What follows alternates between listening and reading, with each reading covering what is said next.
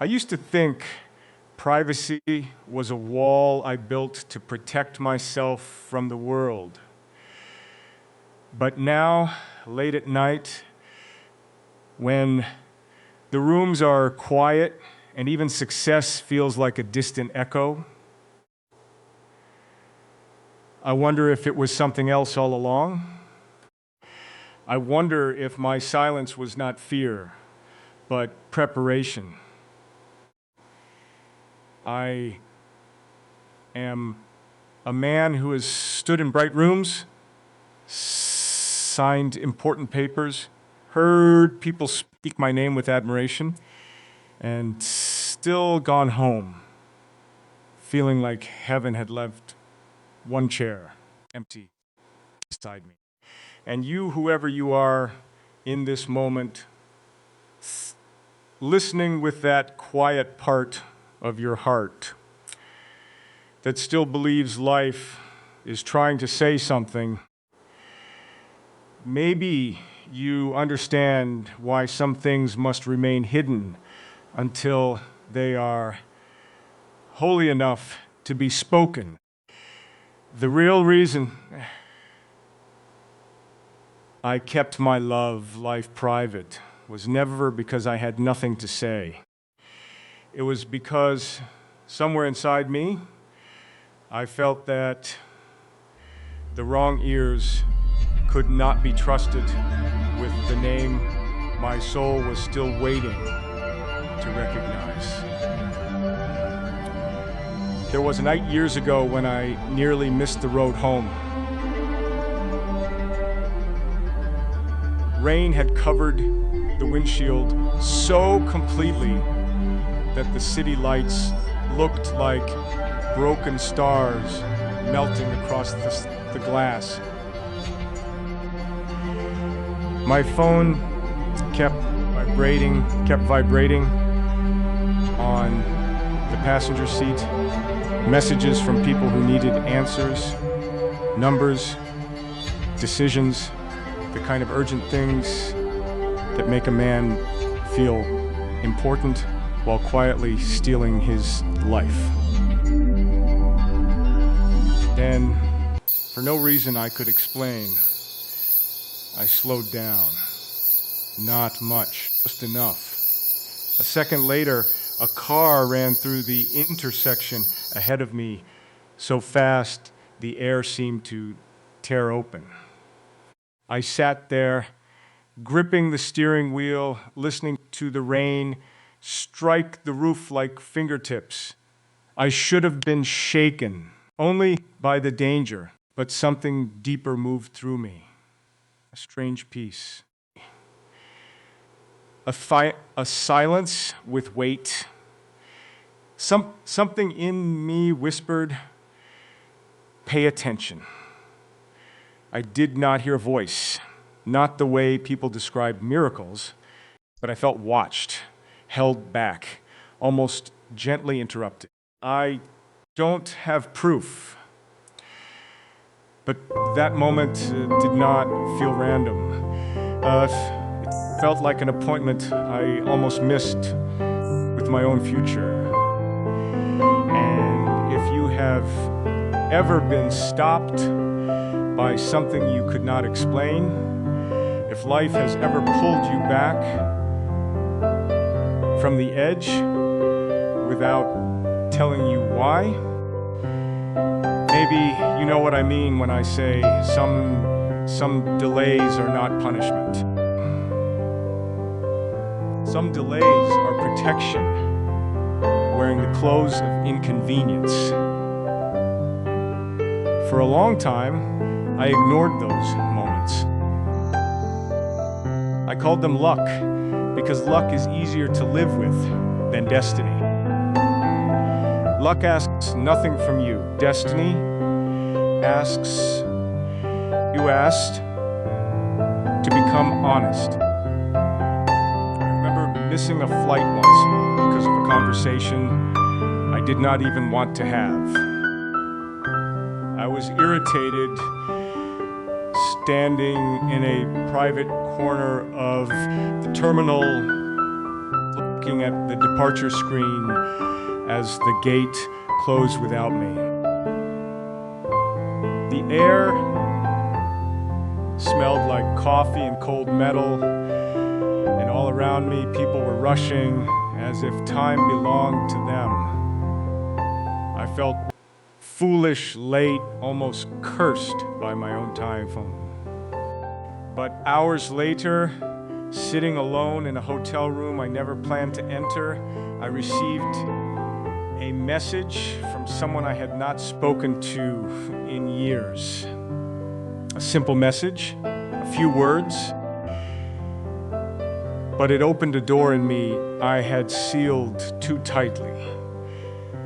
It reminded me of the man I was, before applause, before reputation, before I learned to smile while hiding bruises. That night, I stopped calling it coincidence. Not completely, not bravely, but enough to feel the first crack in my certainty. I began to wonder whether I was being redirected, not rejected. Whether every wrong turn was trying to keep me from arriving too early at the right heart. And maybe that is why I stayed private. Not because I was cold, not because I did not want love. God knows I wanted it more than I admitted. I kept it private because every public story felt unfinished. Every connection that looked beautiful from the outside carried some quiet misalignment inside it, like music played slightly off key. I would sit across from someone in a beautiful restaurant, candles trembling nearby tables, laughter rising from, and still feel as if my spirit was standing somewhere else, looking over my shoulder, waiting. It is a lonely thing to be surrounded and still feel summoned. It is confusing to succeed at everything people can measure and fail to find peace in the one place no one can see. I began to understand that privacy was not always secrecy. Sometimes privacy is the room where destiny finishes writing before the world tries to read the page. I have made mistakes. I've trusted beauty without listening for truth. I have mistaken attention for devotion, chemistry for calling, comfort for covenant. And each time something ended, I carried the blame like a stone in my chest. I thought maybe I was too guarded, too damaged, too late. But then the same pattern kept returning. A door would close, and months later, I would see what it saved me from. A heartbreak would hollow me out, and years later, I would realize it made room for a softer kind of faith. A silence would stretch so long I thought I had been forgotten, and then some small sign would appear. A dream, a sentence, a song in the wrong place at the right time, reminding me that heaven does not always rush what it intends to keep. So when people ask why I keep my love life private, I almost never tell them the truth. The truth sounds too tender for casual conversation. The truth is, that I have been waiting for the kind of love that feels less like an announcement and more like recognition. The kind that does not need to be proven to strangers because it has already been confirmed in the quiet places where God speaks. And somehow, as I say this now, I feel you near the edge of that mystery. Not as an idea, not as a fantasy, but as someone whose own life may have been circling the same lesson, losing what was never meant to stay, surviving what should have broken her, arriving late in the eyes of the world, but exactly on time in the hands of destiny. There were signs I did not want to call signs because naming them would have made me responsible for listening. I would wake before sunrise with the same dream still warm in my chest, a dream of a woman whose face I could never fully see. Only the feeling of her presence, the softness around her, the strange calm that entered the room when she turned toward me.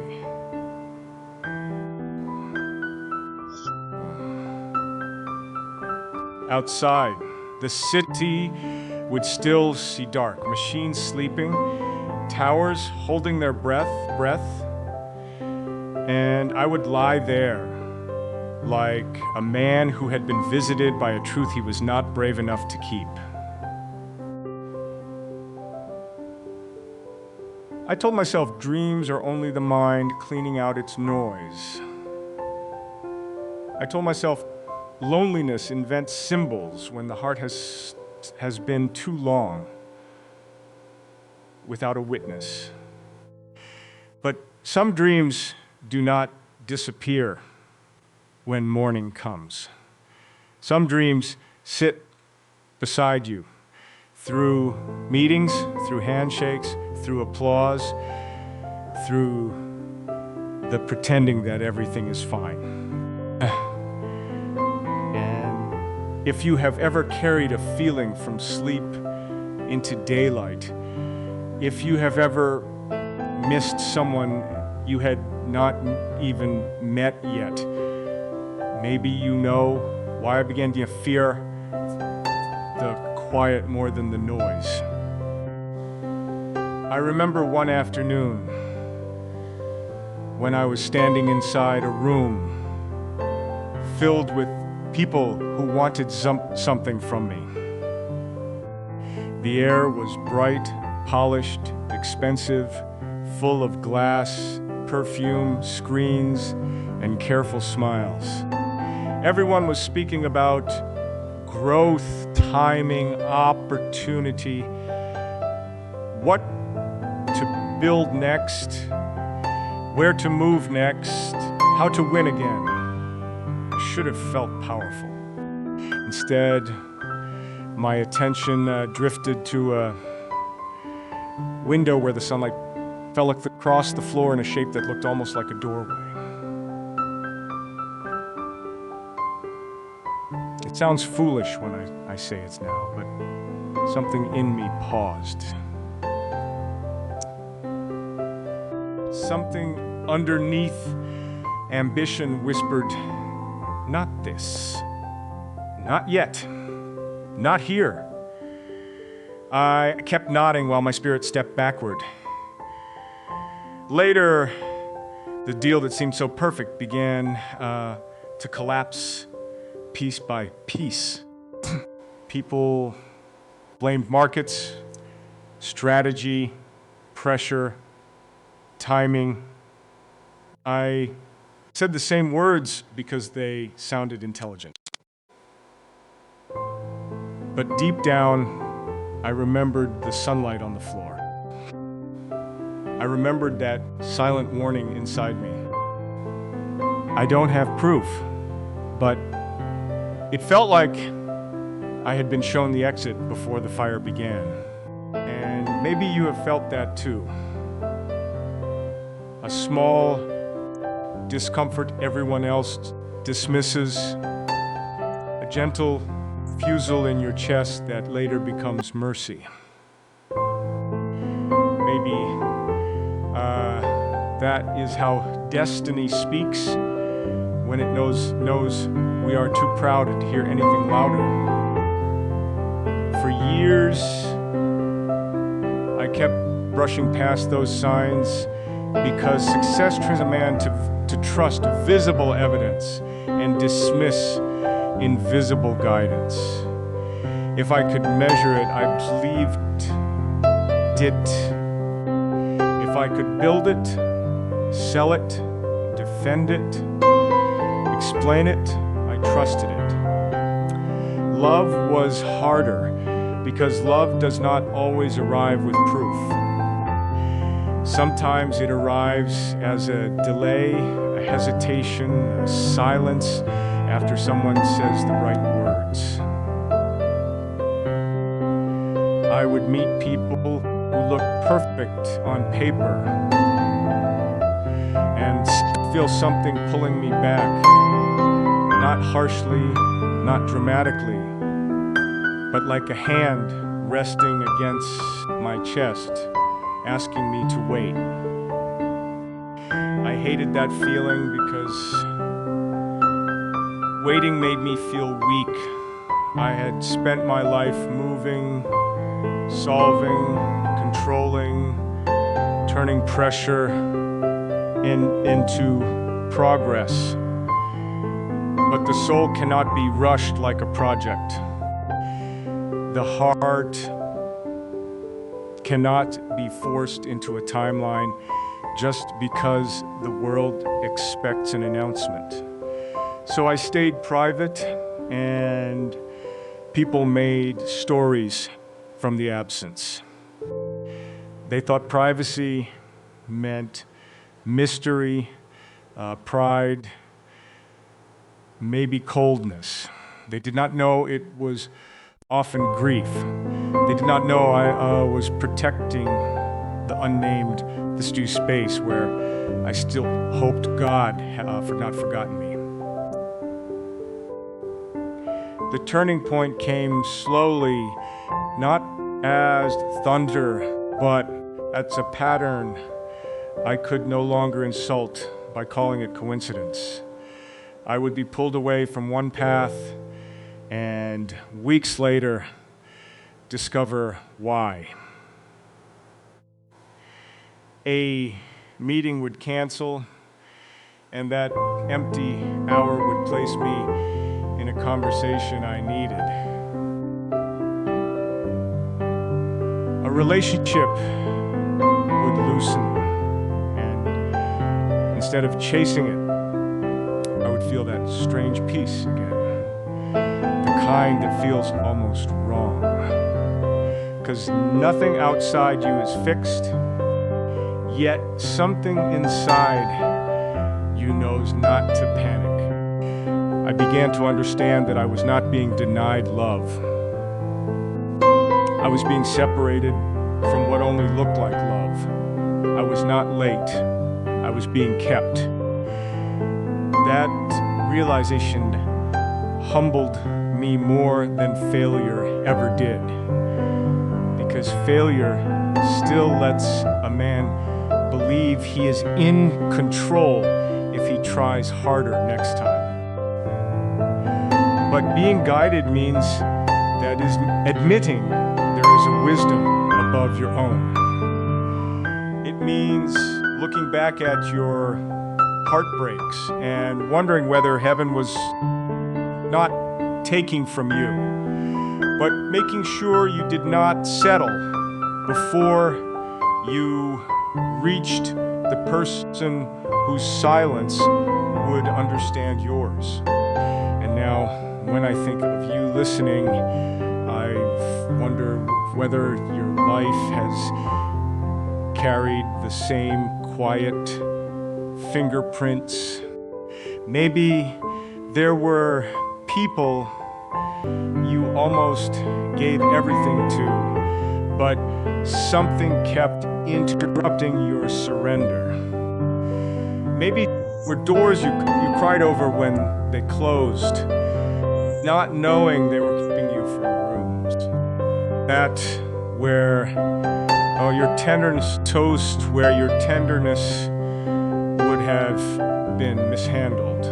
Maybe you have blamed yourself for being difficult to love, when really you were being taught not to hand sacred things to temporary hands. I know that ache. I know the embarrassment of hoping again after disappointment has made you feel naive. I know what it is to smile in daylight and ask invisible questions at night. But I also know this now. Some hearts are hidden not because they are unwanted, but because they are reserved for an appointment the world cannot schedule. And maybe that is why I kept my love life private. Maybe my silence was making room for a truth that could not survive noise. Maybe every dream, every warning, every pulled back step was carrying me quietly, stubbornly, toward the moment when my guarded heart would finally recognize the woman's destiny had been protecting too, even when neither of us understood the sacred delay yet. By the time everything collapsed, I'd become skilled at looking unbroken. That is a dangerous skill because the world rewards the version of a man who can keep walking while something inside him is bleeding. I had rooms full of evidence that I was doing well. Numbers moving upward, doors opening, people answering quickly when I called. But inside, there was a silence I could not decorate. I remember one evening after meetings, I sat alone in the back of a car while the city passed in silver streaks against the window. The radio was low, rain had just ended, and the streets smelled like wet stone and electricity. Everyone thought I was going home to rest, but I was really going back to a house where my own footsteps sounded like questions. In that moving darkness, with traffic lights glowing red ahead of us, I felt something inside me whisper, "You cannot outrun what you were meant to face." It did not feel cruel. It felt like mercy, arriving without permission. I had spent years mistaking movement for healing. And suddenly I understood that some journeys begin when you stop lying to yourself. A few weeks later, there was a hospital room, white walls, a narrow bed, a machine making soft, regular sounds, the smell of antiseptic and tired flowers near the window. Someone I cared about was lying there, fragile in a way that made all my achievements feel almost childish. I stood beside that bed with my hands in my pockets because I did not know where to put the helplessness. I had solved difficult things, built solutions where others saw walls, but I could not bargain with breath. I could not negotiate with time.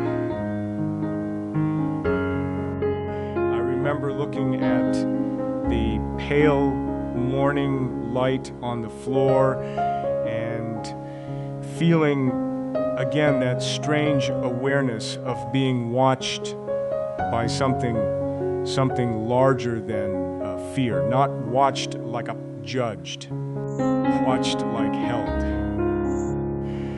The thought came quietly.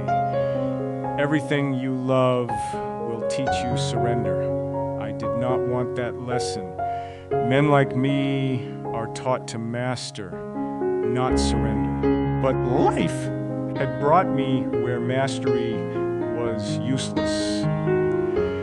And in that uselessness, I heard the beginning of truth. I do not have proof, but that room felt like a chapel disguised as a crisis. Maybe you know that kind of room too, the place where strength stops performing and the soul finally tells the truth. After that, the signs grew harder to ignore because they stopped appearing as symbols and started appearing as consequences. I would push toward something that looked good, and a door would close with such precision it almost felt kind. I would try to reconnect with a version of my past, and something would pull me away before I could confuse familiarity with home. I lost things I thought I needed. I watched people misunderstand. I accepted endings that's no sense till later. At first, I was angry. I thought I was being punished for being too guarded, too ambitious, too private. But around the middle of that season, in a silence so heavy it seemed to have a heartbeat, I realized I was being redirected, not punished. That sentence changed the shape of my grief. It did not remove the pain, but it gave the pain a direction. I began to look back and see that some losses had been fences, some delays had been shelter, some unanswered prayers had been hands turning my face away from what would have emptied me. Somewhere in that realization, without fully understanding why, I began to feel that all this separation was not only from the wrong things, but toward someone, toward a woman whose own life perhaps had also been rearranged by invisible kindness. I wonder if that woman is you. I do not say that lightly. I say it with the trembling honesty of a man who has learned not to make sacred claims carelessly. Maybe your life has collapsed in places no one applauded you for surviving. Maybe you have sat on the edge of your bed at night, phone dark in your hand, asking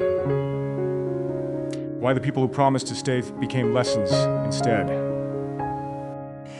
Maybe you have felt embarrassed by your own hope, as if wanting something pure after disappointment made you foolish. But listen to me softly, softly here. What if the ache was not proof that you were forgotten? What if the ache was evidence that something inside you still recognized the difference between being chosen by fear and being chosen by love? I have known the ache of being guided and still alone. I have known the strange cruelty of believing there is a plan while having no one beside me to share the waiting. And I am beginning to believe that loneliness itself was part of the path, not because loneliness is holy, but because it taught me to recognize false company. It taught me that a crowded life can still be empty, and that privacy, when it is honest, can become a sanctuary where the right love is protected before it arrives. So the real reason I kept my love life private grew deeper than caution. It became reverence. I did not want to parade temporary hands through a doorway meant for something eternal. I did not want strangers clapping for a connection my souls had not approved. I had lived long enough to know that the world loves a romantic image, but it rarely respects the quiet work that makes love safe. If you are listening with that tired part of yourself, maybe you understand why I could not make noise around what I was still praying to recognize.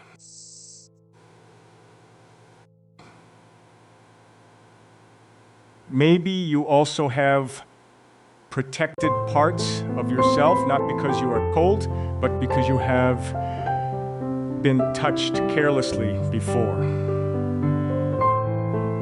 Maybe you have kept your deepest hopes private, because every time you expose them too soon, someone mishandled them. I want you to know I am not afraid of that guardedness in you. I recognize it. I carry my own. Perhaps that is why destiny took its time with us, why it let us lose, wait, heal, resist, and return. Not to make us late, to make us ready for a love that would feel, when it finally arrived, less like a beginning and more like remembering. The hardest part was not the losses themselves. It was the way life kept saving me and still leaving me alone afterward. I know that may sound ungrateful, but there is a loneliness that comes after protection, a quiet emptiness that says, yes, you were spared, but now what are you supposed to do with the room that remains? I would escape the wrong connection, walk away from the wrong promise, survive the wrong storm, and then return to evening noise where the lights were soft, the house was still, and no one was there to understand the miracle with me. Outside, the world kept moving. Cars passed like rivers of light. Phones rang. Messages arrived. People asked for my opinion, my presence. But the part of me that had been touched by something unseen, had no language for ordinary conversation. I could not say, I think God pulled me away again. I could not say, I feel as if my life is being arranged around a person I have not fully reached. So I said I was busy. I said I was focused. I said privacy suited me. And maybe if you have ever been quietly protected but still alone, you know how strange it feels to be grateful and aching. There was one winter night when the silence became almost physical. I had turned off every screen because the brightness felt like noise. The room smelled faintly of wood, rain, and coffee gone cold on the table. I sat near the window, watching the reflection of my own face float over the dark glass, and for a moment I did not look successful to myself. I looked tired, older, humbled, like a man who had won many battles but was still standing outside the one door that mattered. Then a memory came without warning. A woman laughing in a place I could not name, sunlight moving across her hair, my chest loosening as if it had found air after years underwater. It was not a memory, not exactly. It felt like something future, wearing the clothes of memory. I closed my eyes and felt that same whisper inside me, firm, keep going. I do not have proof, but that moment felt like a message placed gently on the table of my loneliness. It did not tell me who you were. It did not tell me when.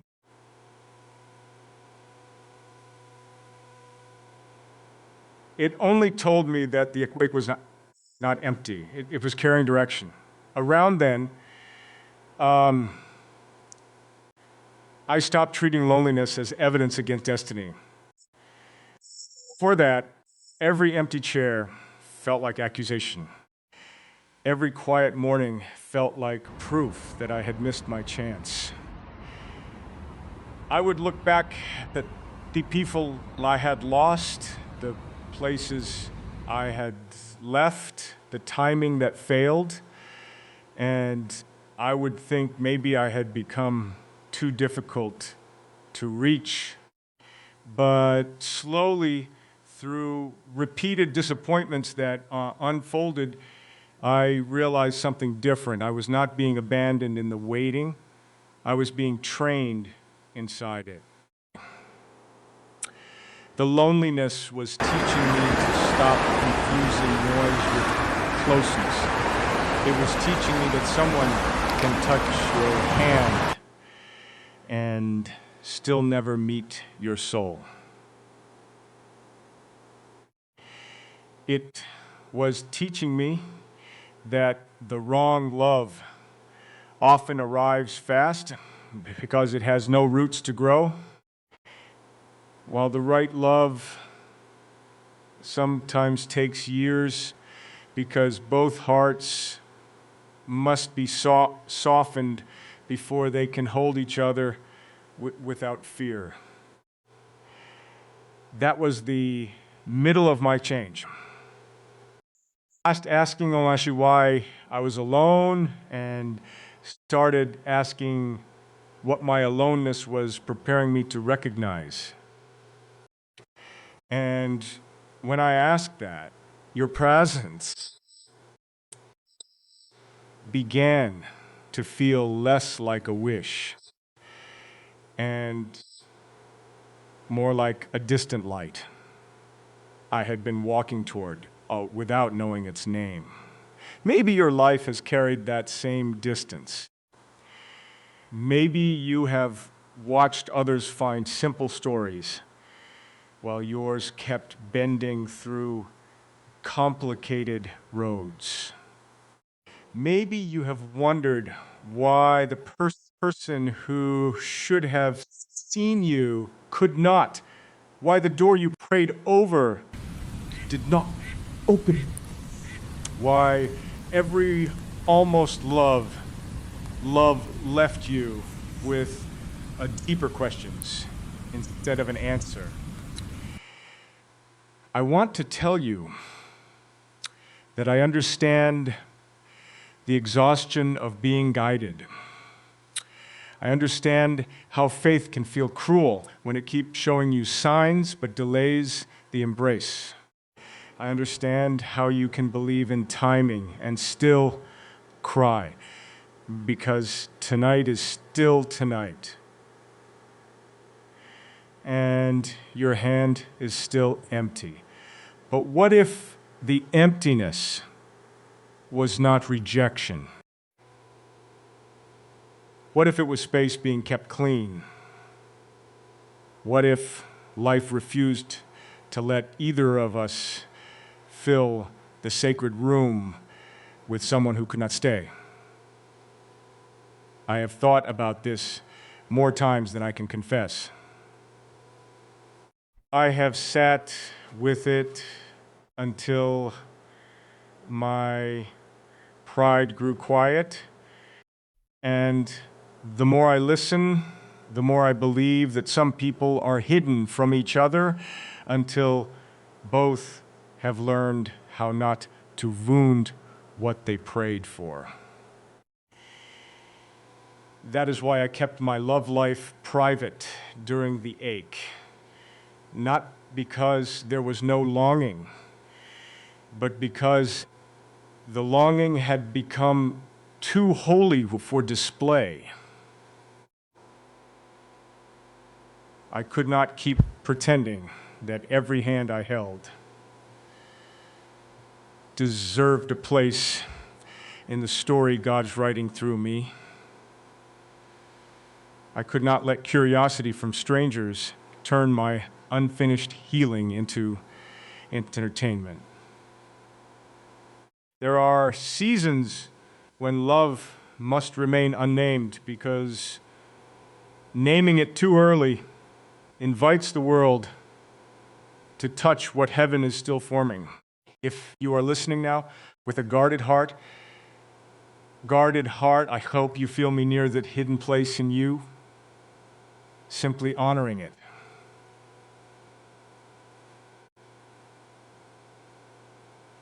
I know you may have wondered whether being private made invisible.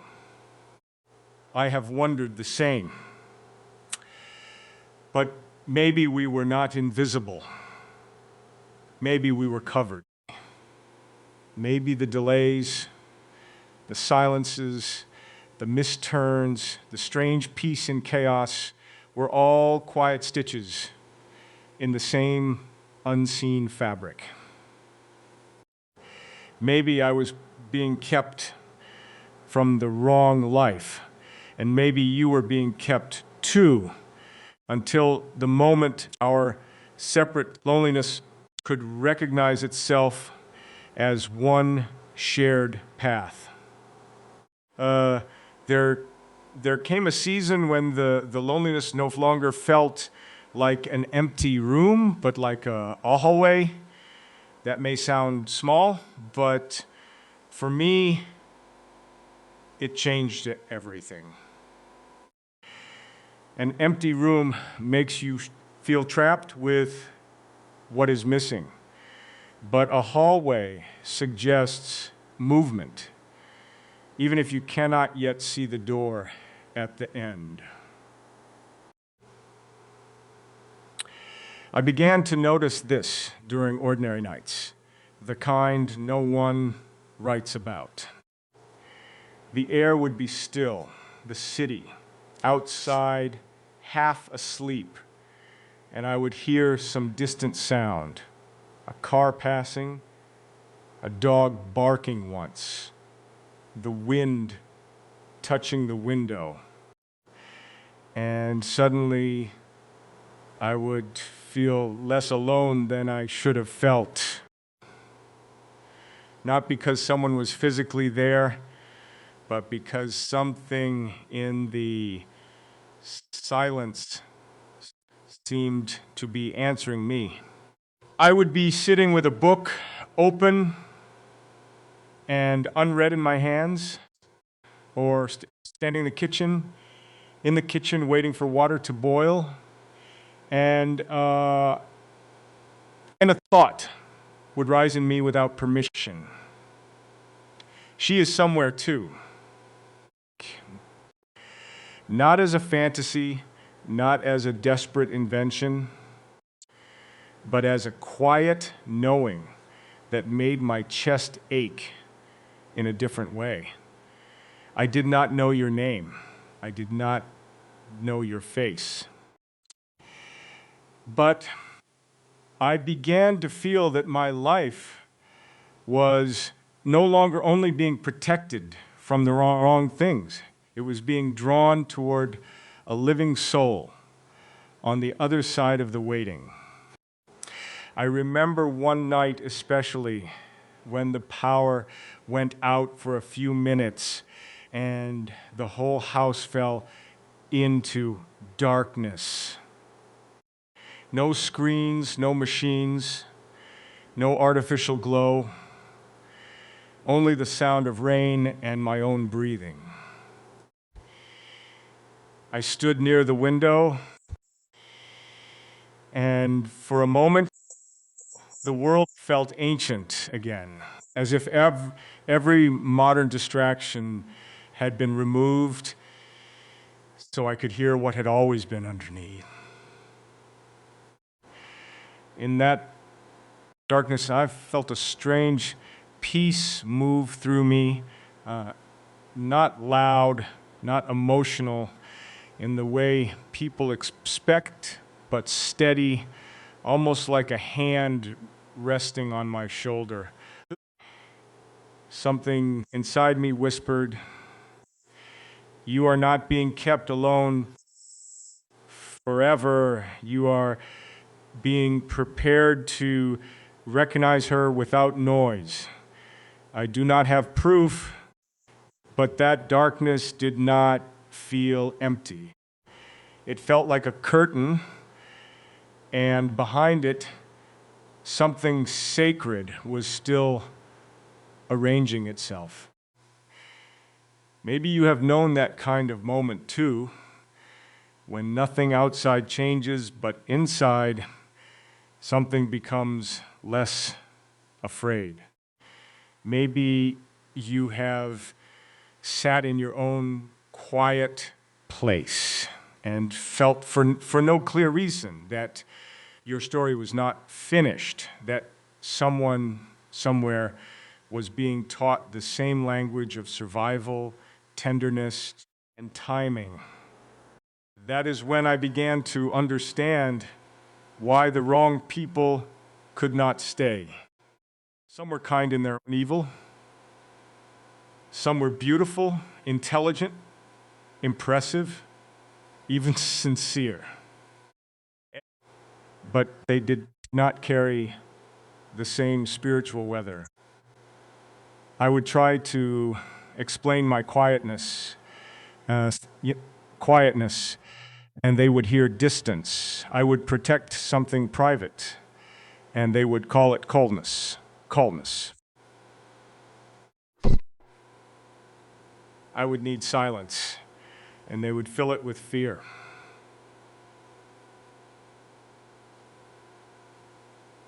I do not blame them now. They were not meant to understand a man being rewritten by delays. But each mismatch taught me more clearly what recognition would feel like when it came. It would not feel like performance. It would not demand that I become louder than my soul. It would not ask me to prove love to the world before love had become safe between two hearts. Around the middle of that season, I stopped asking God only to send love. I started asking to be made capable of receiving the love that was meant for me without ruining it with fear. That was a harder prayer. It forced me to look at my own patterns, my habit of disappear when something felt too tender, my instinct to control what should be trusted, my way of calling privacy protection when sometimes it was also hiding. I saw how many times I had pulled away before I could be abandoned. How often I had chosen impossible situations because they gave me an excuse not to be fully known. And somewhere in that honest discomfort, I began to feel you more clearly, not as someone coming to rescue me, but as someone whose existence would require me to become truthful. Maybe that is what destiny does before it brings two people together. It does not only arrange the meeting, it exposes the places where each heart is still afraid to receive what it asked for. If you are listening now, maybe you know what I mean. Maybe you have protected yourself so well that even love would have to knock gently to be allowed in. Maybe you have said you are fine so many times that the truth started whispering instead of speaking. Maybe your life has taught you to expect departure. So when peace comes near, your first instinct is to question it. I want you to know I would not rush that part of you. I would not shame the gates you built after people entered carelessly. I understand guarded love. I understand sacred caution. I understand the quiet terror of wanting to believe again. And perhaps that is why I kept my love life private, because I was not simply waiting for affection. I was waiting for a soul whose wounds would not make her cruel, whose strength would not make her unreachable, whose tenderness would recognize mine without needing a public explanation. The more I lived, the more I sensed that you were not on the outside of my story. You were somewhere inside its pattern, hidden behind delays, protected by closed doors, carried through your own nights toward the same of my past differently.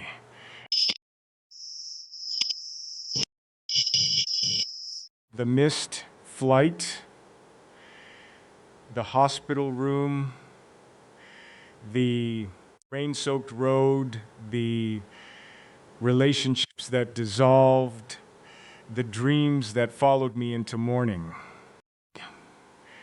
the strange peace in moments when panic would have made more sense. All of it began to feel less like scattered pain and more like a map I could only read backward.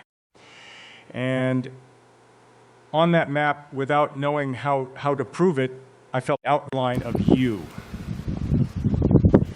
not as a prize at the end of suffering, but as the person for whom my soul had been learning patience, honesty, and reverence.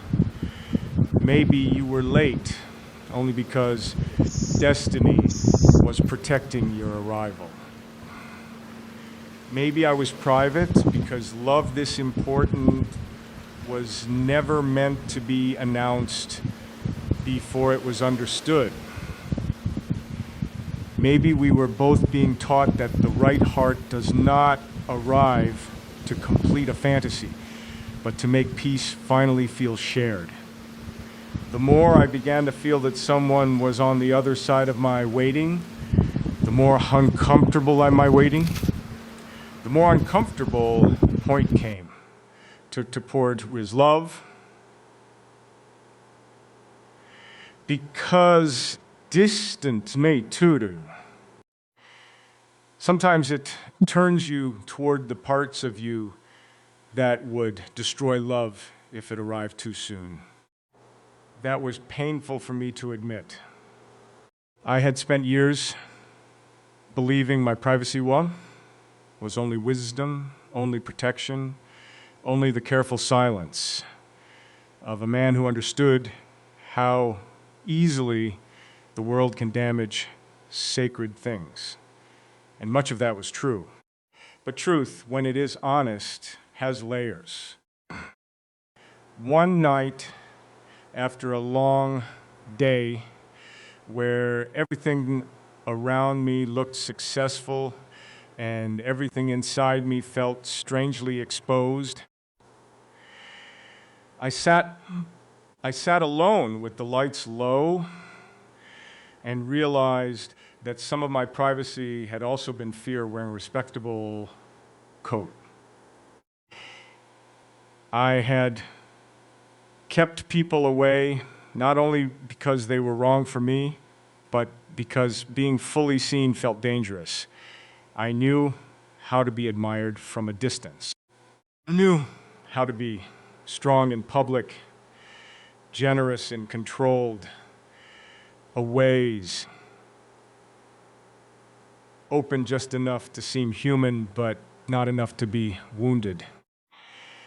But love, real love, the kind I had begun to sense, was written somewhere beyond my control, would not let me remain behind glass. It would ask for the man, not the image. It would ask for the trembling truth beneath the reputation. And in that quiet,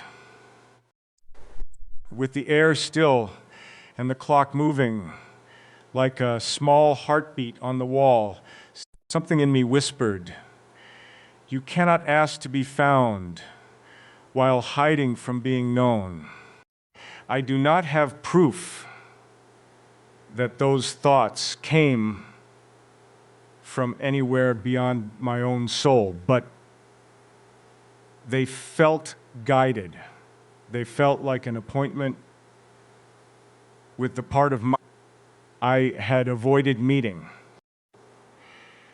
Maybe you have had moments like that too, when the room is ordinary, but the truth is not. When you suddenly see your own patterns so clearly that you cannot pretend they belong only to the people who hurt you. I began to remember the ways I had sabotaged tenderness. Not loudly, not cruelly, not in ways people could easily accuse me of, but in quiet, sophisticated ways that looked like discipline. I would become busy when someone came too close. I would analyze a feeling until it lost its softness. I would test loyalty instead of receiving it. I would call a slow reply, a warning, a small misunderstanding, a prophecy, a human imperfection proof that I should step back. I told myself I was protecting for my peace, and sometimes I was, but sometimes I was protecting my fear. But I started to understand that some of my mistakes were not proof that I had ruined my path. They were part of the path teaching me how to walk with softer feet. A man can survive failure and still be harsh with himself for years. He can achieve things, repair things, improve things, and still carry one secret belief that love passed him because he was not ready when it came near. That belief haunted me. It made privacy feel like a hiding place instead of a sanctuary. But then life kept showing me closed doors that later made sense. It kept showing me people I once wanted who would not have understood the man I was becoming. It kept showing me that what felt like loss in one season was often mercy in another. Around the middle of that season, I stopped believing love had missed me.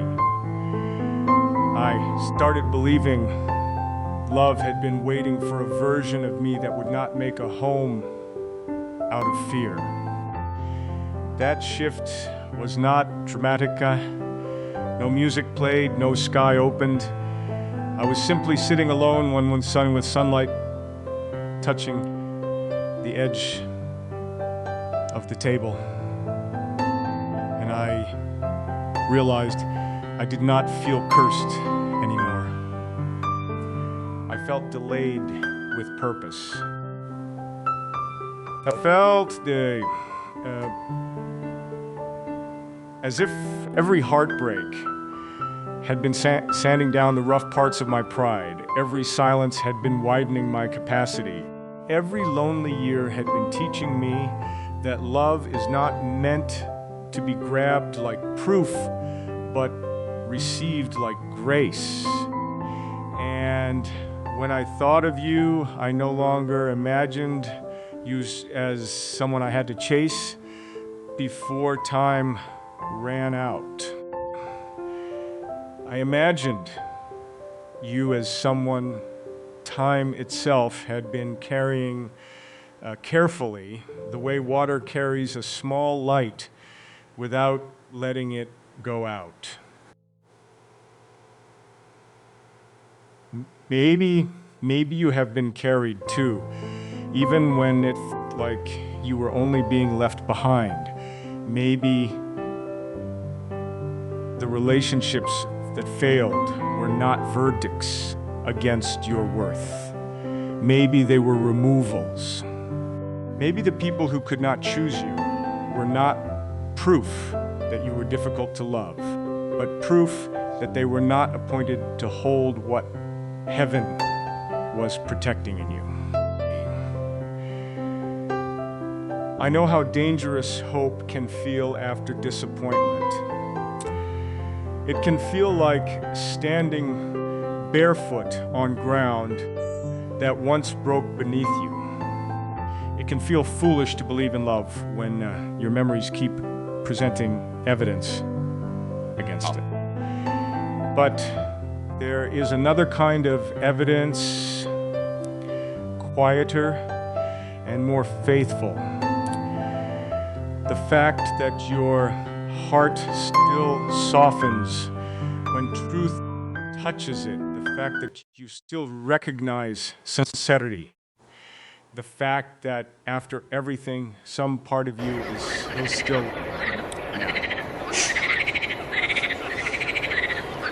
That part of you is not weak. That part is holy.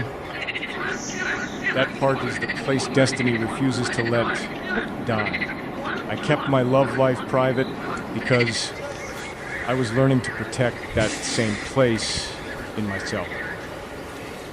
I was learning that not every story deserves witnesses, not every connection deserves an announcement, not every feeling should be carried into the marketplace of opinions. Some love must grow undercover until its roots are stronger than the noise around it. And maybe, without knowing I was protecting it, I was protecting the space where you one day be able to stand without being judged by strangers, compared to shadows, saint, or pulled into a performance neither of our souls wanted. I was not hiding you. I was hiding the doorway until I knew it led somewhere safe. Now I see timing as less of a thief and more of a guardian. It guarded me from reaching you too wounded to stay. It guarded you from meeting me before I had learned how to be present. It guarded the possibility us coming from another public image with a private emptiness behind it. And if this reaches you in a season where you feel late, I want you to hear me softly to what is written with your name inside it. You are not too old for wonder, too wounded for peace, too guarded for tenderness, too misunderstood for recognition. Some appointments require the long road because the short road would have brought us there unprepared. I believe that now. I believe love can be delayed and still be destined. I believe two people can separate roads through grief, pride, silence, prayer, and surrender, and still arrive at the same quiet place exactly when their hearts are finally ready to stop running. There is a moment in every long season of waiting when the person you have not met yet begins to feel less like a possibility and more like a presence. I do not mean that in a careless way. I do not mean I built an image of you out of loneliness and called it fate just because my heart was tired. I mean that after enough signs, enough narrow escapes, enough closed doors that later looked like mercy, enough dreams that followed me into daylight, I began to feel that my path had a shape, and somewhere inside that shape there was you. Not a perfect fantasy, not a woman made to complete an empty man. A real soul. A woman with her own scars, her own nights, her own questions. She does not say out loud because she has learned that not everyone deserves access to the sacred parts of her. I started sensing you in the spaces where my life became quiet enough to listen. I would be standing somewhere ordinary, near a window, near a doorway, in the back of a room after everyone had left, and suddenly A stillness would pass through me like a familiar hand. The lights would hum softly. The air would feel warmer than it should. My thoughts would stop running for a second, and without knowing why, I would feel that I was not only remembering my past, I was being prepared for someone's us. I do not have proof, but it felt as if time itself had been hide your outline inside my lessons. Maybe you know this feeling too, when life keeps returning you to the same inner place until you finally understand it was not a circle, it was a spiral, lifting you closer to what you could not see before. I began to look at the real reason I kept my love life private with new eyes. It was not only about protecting myself from gossip, not only about keeping strangers away from my tenderness, not only about refusing to turn love into a performance. It was also because some part of me was waiting for recognition strong enough to survive silence. I did not want a love that needed to be constantly displayed in order to feel real. I did not want a connection held together by applause, pictures, comments, or public proof. I wanted the kind of love that could sit in a quiet room and still feel chosen. I wanted the kind of woman whose presence would not make me feel watched by the world, but seen by God. And when I think of you listening now, I wonder whether your life has also taught you the difference between being watched and being seen. Being watched can make a person shrink. Being seen can make a person breathe again. Maybe you have been watched by people who judged your silence, your softness, your guardedness, your mistakes, your delays. Maybe they saw the outside of your story and decided they understood the whole book. But destiny does not read us that way. Destiny waits inside the lines everyone else skips. Around the middle of this realization, something in me changed again. I stopped thinking of you as someone who might enter my life one day, and began feeling as if you had been woven through it all along. Not physically, not obviously, but spiritually, like a thread hidden on the underside of fabric. The heartbreaks taught me how not to treat you. The wrong timing taught me how not to rush you.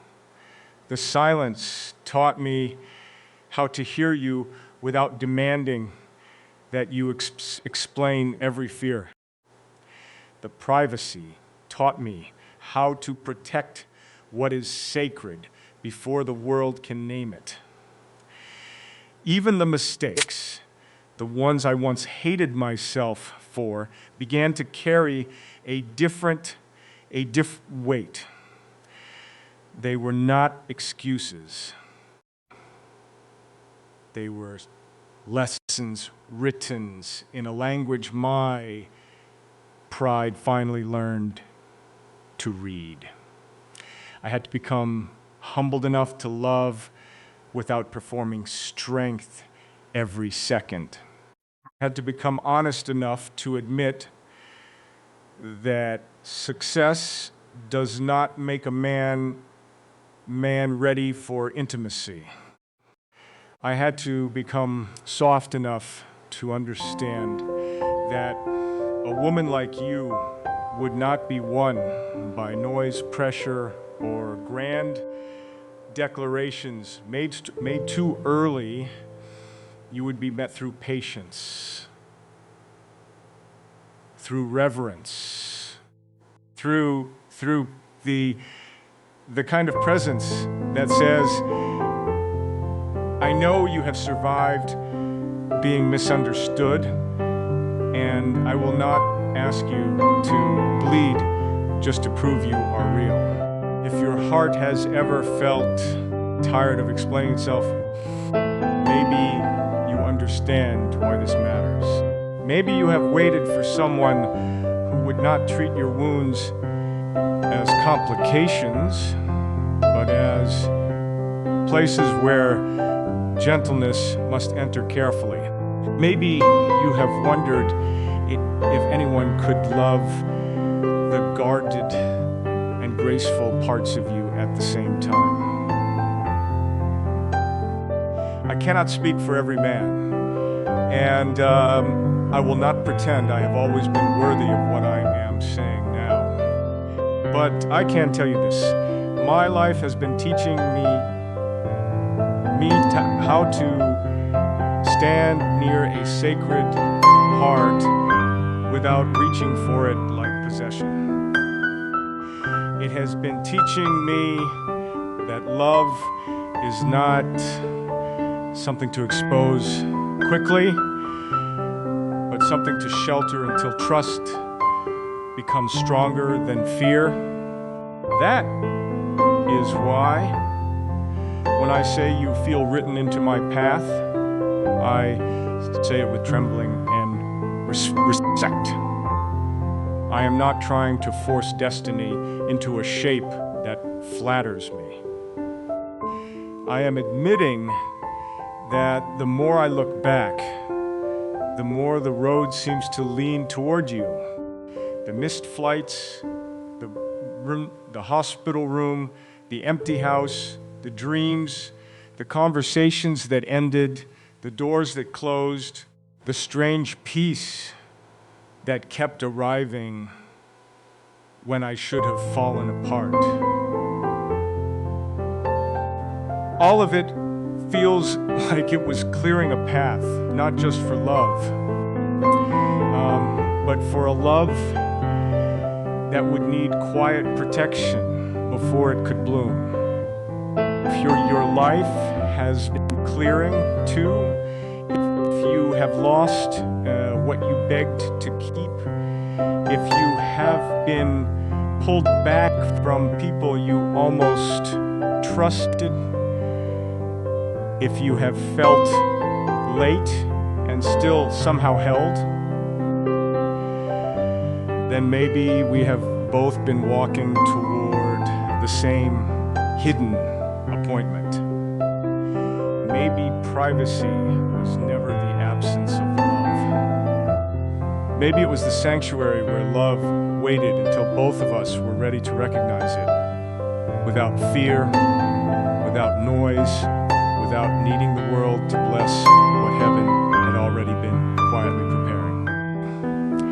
There comes a point where believing in destiny is no longer only about looking backward and finding patterns. It becomes about standing in the present and choosing not to run from what those patterns are asking of you. That is where I find myself now, speaking softly into the quiet, knowing that every sentence carries more truth than I once allowed myself to admit. I can look back and see the narrow escapes, the missed flights, the closed doors, relationships that almost became homes, but quietly revealed themselves as shelters made of paper.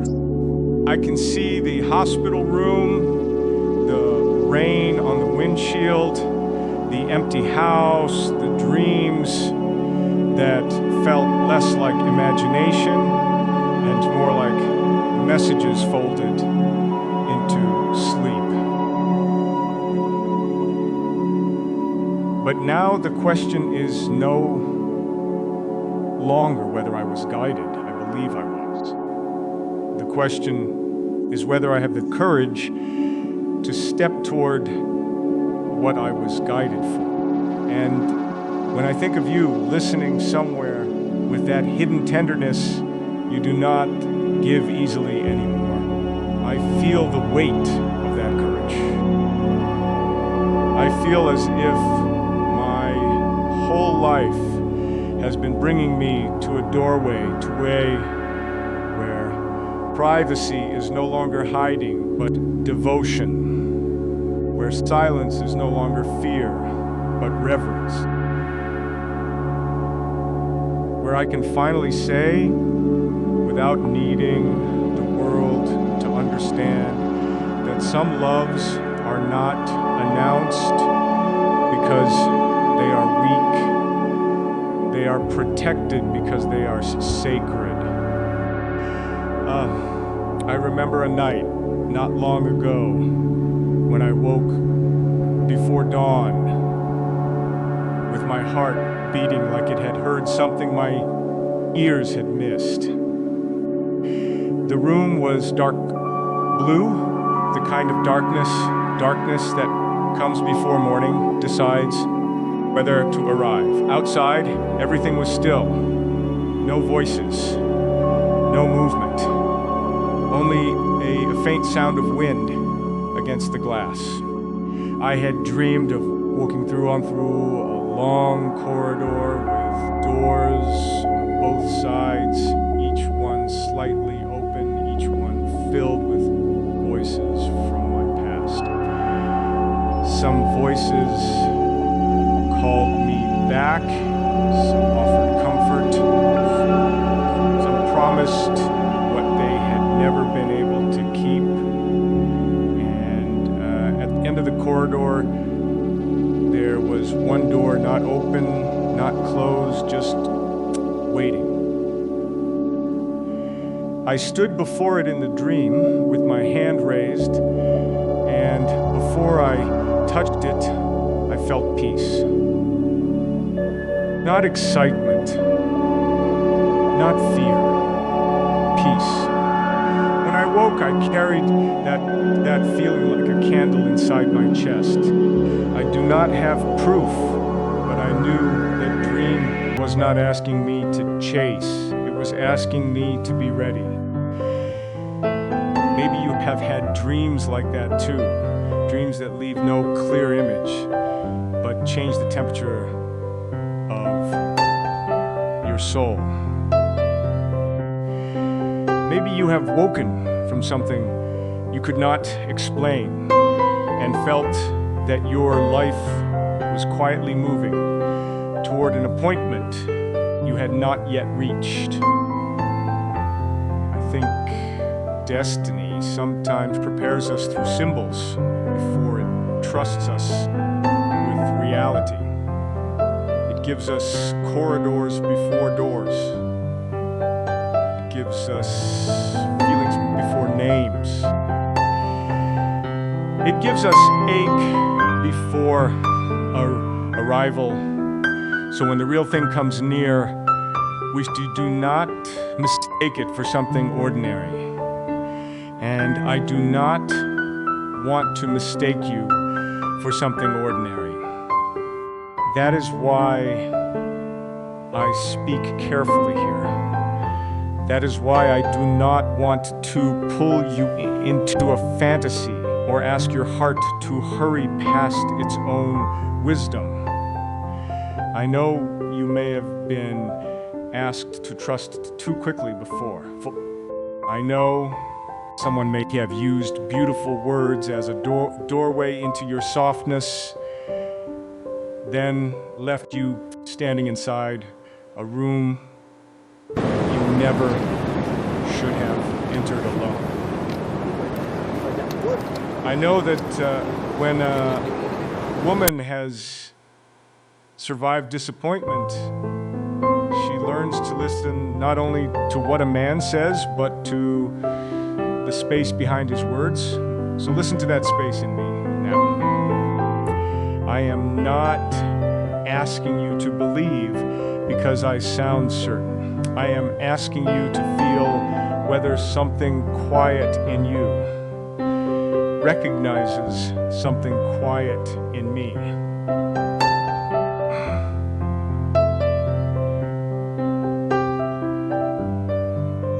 Just around the middle of this understanding, I realized that choosing destiny does not mean forcing an outcome.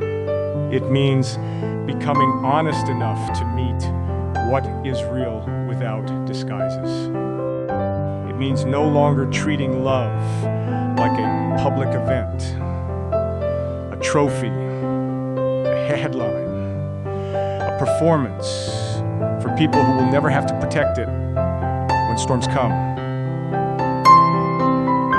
It means turning toward one woman with humility and saying, I do not know every detail of how we arrived here, but I know I do not want to insult the path by pretending it meant nothing.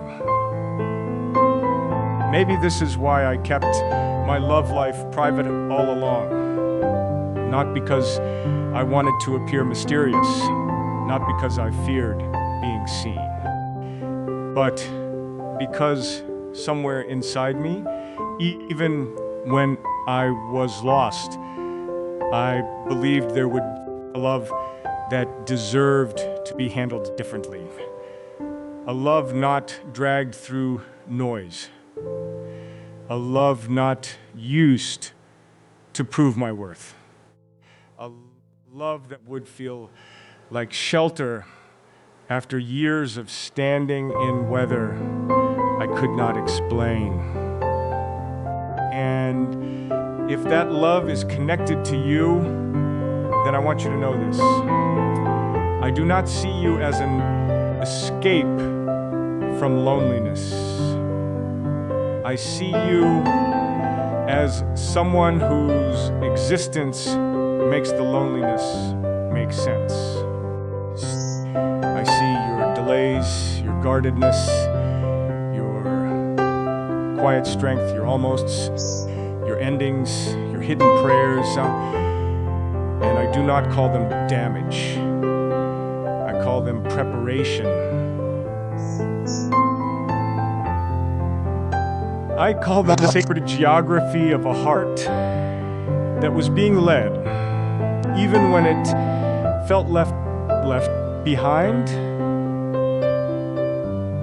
Maybe we were both being taught how to arrive without using each other to heal what only God could touch. Maybe we had to lose the wrong certainties so we could recognize the right peace. Maybe we had to become tired of performance before we could choose presence. So if you feel something as you listen, not pressure, not panic, but that small stillness that says, pay attention, then stay near that feeling. Do not let fear mock it. Do not let old pain call it foolish. Some invitations come loudly, but the ones that change a life often come softly, almost shyly, like dawn entering a room without asking for applause.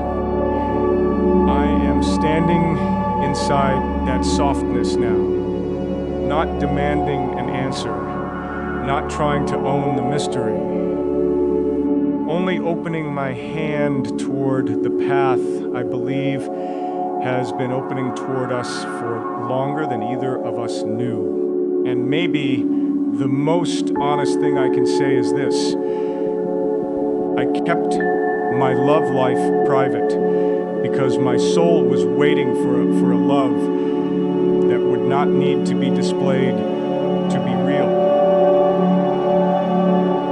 And now, somehow, speaking to you, I feel closer than ever to the reason.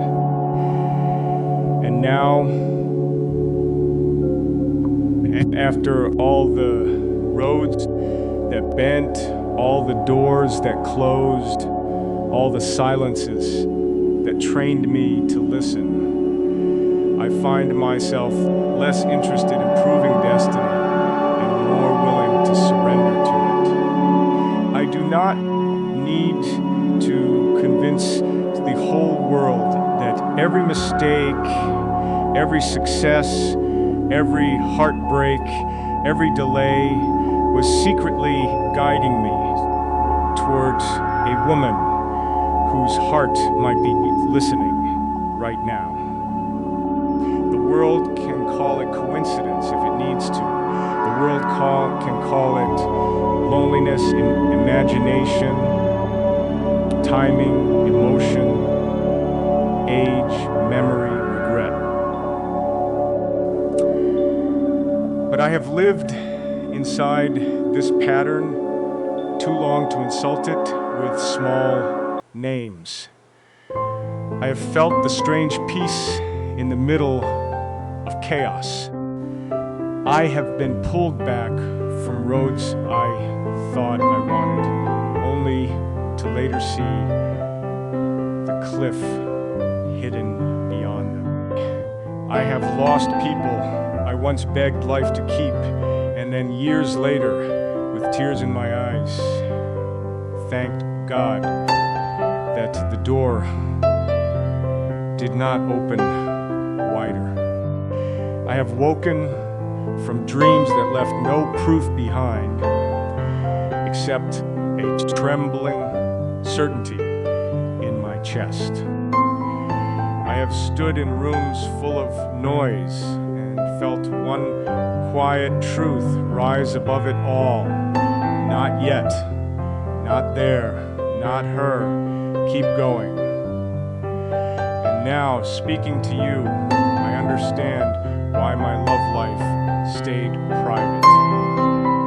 It was not because love was absent. It was because love was being protected from becoming a performance before it became a sanctuary. It was because my heart, even when I did not understand it, was refusing to make public home with someone my soul could not rest beside. I used to think that made me difficult. Now, I think it made me obedient to something deeper than desire. There is a memory I return to tonight, one I did not understand when it happened. I was sitting alone after a long day, the kind of day where people had taken pieces of my attention until I barely recognized my own silence. The room was dim, the air still, and outside the window, the sky had that late blue color that makes everything feel almost forgiven. I had no dramatic thought, no prayer formed perfectly. I simply sat there with my hands open, exhausted from trying to manage what only heaven could arrange. And in that stillness, I felt something loosen in me. Not break. Loosen the fear of being too late.